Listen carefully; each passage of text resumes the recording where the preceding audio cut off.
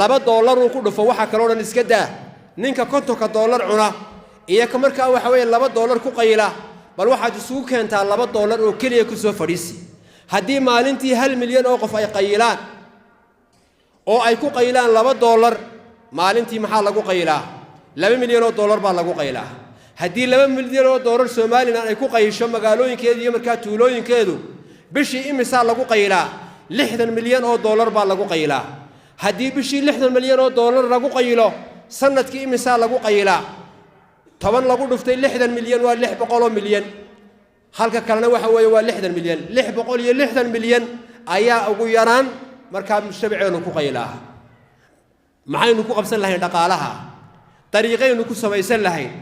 jaamacadaynu ku dhisan lahayn dugsiyadaynu ku samaysan lahayn waxa weeyaan dadkeennu tababar markaa ku siin lahayn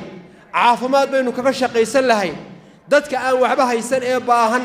ayaynu markaa wax ku tari lahayn waxaynu u baahannahay inaynu si wanaagsan u xisaabtanno si wanaagsan inaynu u xisaabtanno dadka mas'uuliyiinta ah ee midida daabkeeda hayana ee iska dhawraya afkooda ka dhawraya qaadka iyo sigaarka inay soo qaadaan ee haddana leh laga wacyi geliyo war nafteena aynu runta u sheegno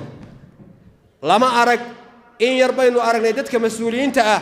iyagoo mujtamaca mashaakilka haysta oo qaadka iyo qabyaaladu marka ay kow ka yihiin iyagoo qaadka ka hadlaya in yar baynu aragnay waxa laga yaabaa inuu leeyahay cod baanan helaynin war ninka hormuudka ah ee aakhiradiisa u turanaya ee ummadiisa eegaya